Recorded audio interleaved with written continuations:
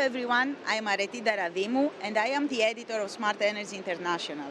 I'm happy to have with me today Mr. Laurent Schmitt, who is the chair of the digital task force of SmartEn and also the CEO of Dcbel. Thank you for being here. In Europe. Thank you very much for being here. Thank you for the invitation. So I'm going to go directly to my first question, which is, in your opinion, how important is digitalization to our future energy landscape and achieving net zero goals? It is absolutely essential. What we need is really to coordinate usage and flexibility across the entire energy value chain. And of course, what connects the various pieces and elements of the energy value chain is data, is digital. And so thinking on how this future architecture of platform is going to evolve is essential. There are also new sets of laws which are very important to come in Europe related to Data Protection Act for consumer on one side, as well as basically other laws for further interoperability of data, portability of data in the energy space, which are going to be very important when we design this future of architecture. And what are the technical and institutional challenges hindering digitalization of the sector? So there are various technical challenges.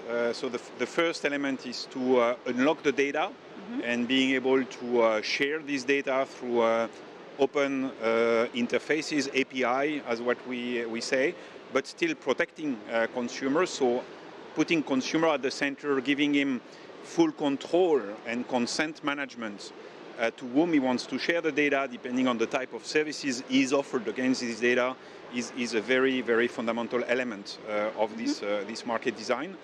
I think also moving markets and price signal closer to real time is very, very important. So if you, because of the intermittent nature of renewable and decarbonized energy resource, if you want to do this, that means you must have much more real-time data into ends at all levels of the energy system, so that basically everything gets transacted and optimized together through the real time. And that means SCADA, it means smart metering. How do we protect our consumers when it comes to data from smart metering? Yeah, so that goes back to my previous point, is the consumer should be in full control and should decide basically with whom is sharing his private data.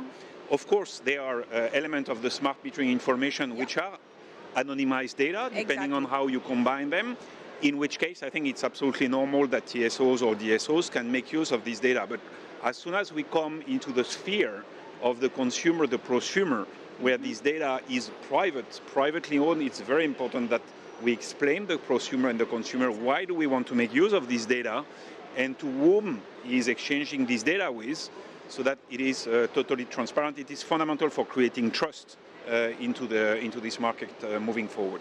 So looking towards something that in bioethics, for example, we call informed consent.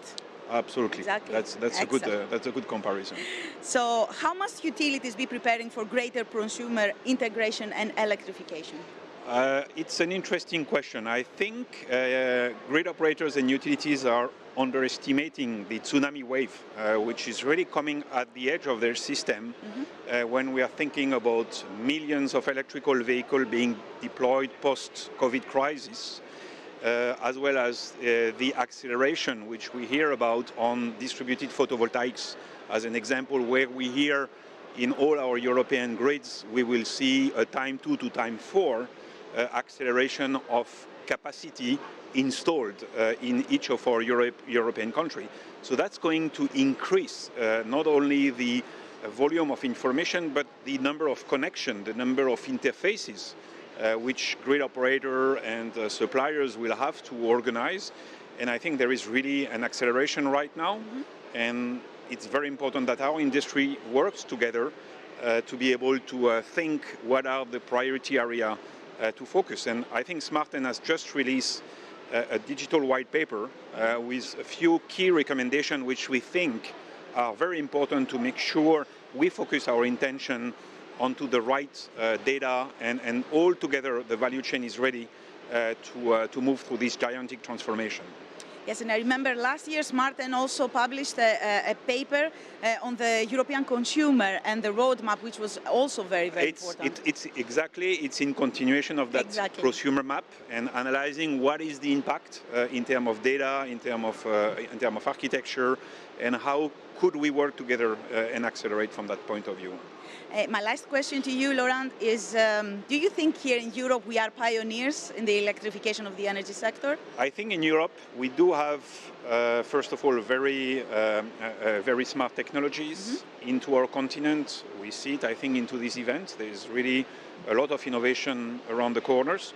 We also now have, with the Clean Energy Package and the Fit for 55, very strong regulation towards these new models, and also a strong commitment towards mitigating climate change and so on.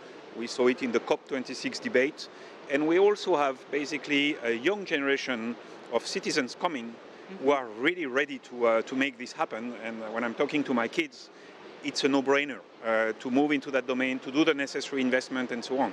So I think we are a continent which is going to show the way into this transformation. And I hope I'll be able to say to my kid in 20 years' time that we managed and we achieved it first in Europe. Thank you very much. On this positive note, I want to thank you for being here with me today and for sharing your very valuable knowledge with us. Thank you, Laurent. Thank you. And thank you for watching us.